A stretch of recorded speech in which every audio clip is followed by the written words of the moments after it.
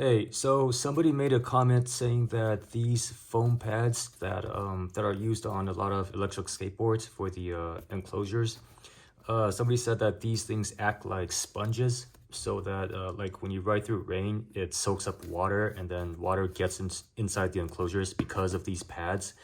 And I just want to show you that that's not the case. So here we go. Just getting this wet.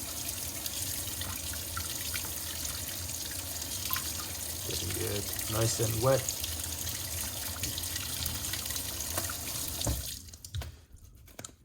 Okay, now I'm gonna just wipe off the top.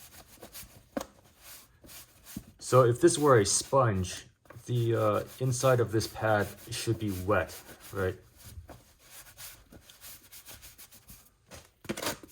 Now I'm squeezing this. There's no water coming out. But the other side is glue, so obviously it's not gonna have water come out, but you know, I'm squeezing this part. This water, it's from my hand, but like, let me give you a closer look. Like, if I press down here, you know, there's no water coming out. Let me try to wring it, and as you can see, there's no water coming out. So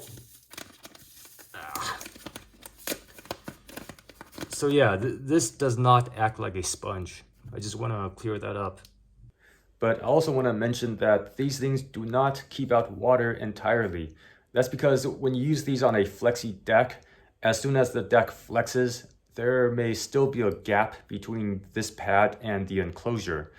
It's even worse if you're using like a rubber pad, because the rubber pad, it doesn't stretch as much as a foam pad. This, at least, the shape at least, you know, changes a little bit to compensate for the flex in the deck, but it's not gonna compensate that much. If the deck flexes a lot, there's still gonna be a gap between the enclosure and the pad, so water can still get in. So yeah, just be aware, nothing makes an electric skateboard fully waterproof. I mean, even if the electronics are waterproof, the skateboard parts, they're not gonna be completely waterproof. So I would just avoid water. Anyway, hope you learned something.